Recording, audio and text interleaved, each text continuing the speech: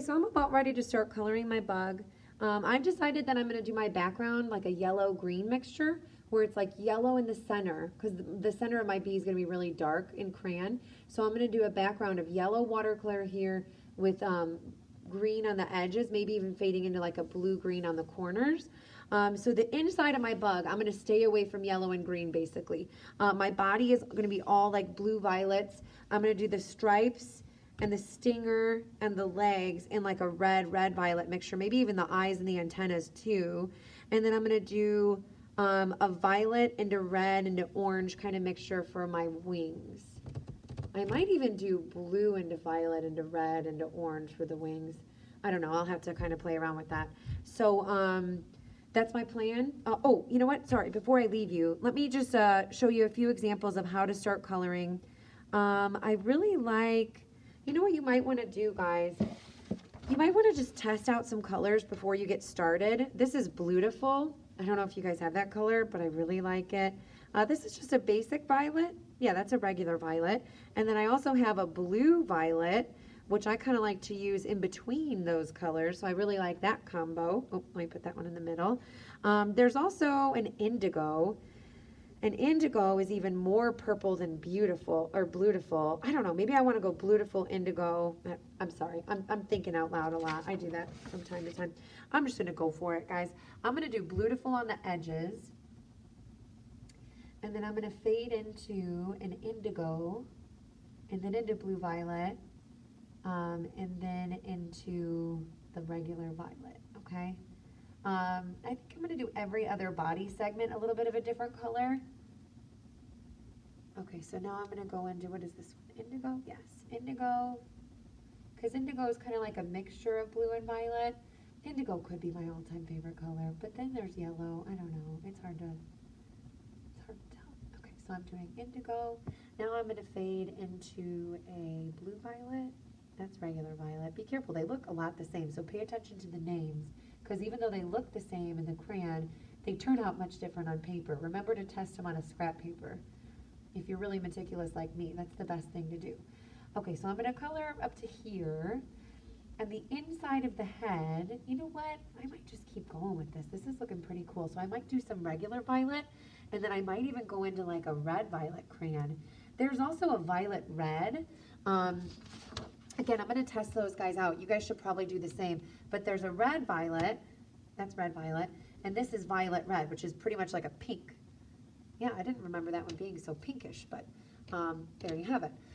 Okay, so I'm going to go into violet now. Oh, I like that look. That's pretty cool. All right, and then I want to go into maybe some red violet. Yeah, red violet I think is this one, right? Yeah, okay, so I'm going to go into some red violet. And then maybe at the very inside, I'm just going to keep going with this one. I like this color. All right, now if I overlap my crayons, I go from darkest to lightest and overlap them quite a bit. And you can get a crayon color that kind of blends together. Let me zoom in on that so you guys can see that a little bit more. I don't know, it looks a little bit darker in the video than it does on the paper. I'm gonna keep going. I'm gonna keep coloring my bug with crayons. If you want the crayon colors to blend a little bit, all you have to do is just overlap them, and they should kind of blend together like that. So I'll get this whole thing colored and get back with you. Remember, you can use crayons or oil pastels for this stage. Make sure and press really hard though when you're coloring, because when we do that watercolor in the background, we don't have to want to be careful painting around the bug. We want to do some watercolor blending and just really move over the whole surface of the paper. Okay, I'm finally finished coloring in my bug. Remember, as long as you press hard with either crayons or oil pastels, you should have no trouble with just going in with the watercolor and being able to paint over the entire bug. Also, think about contrast when you do your watercolors.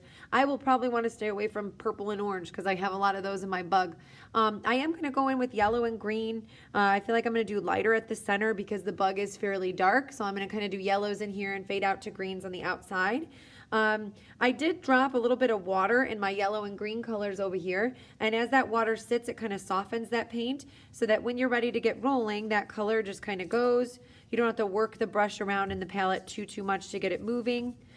If you want to blend two colors, all you have to do is overlap them. Watercolor actually wants to blend. It really does. So you don't have to do a whole lot of work to make things blend. I'm going to go in and throw in some like lime green in here outside the yellow. And then as I go along, I think I'm going to throw in some regular green.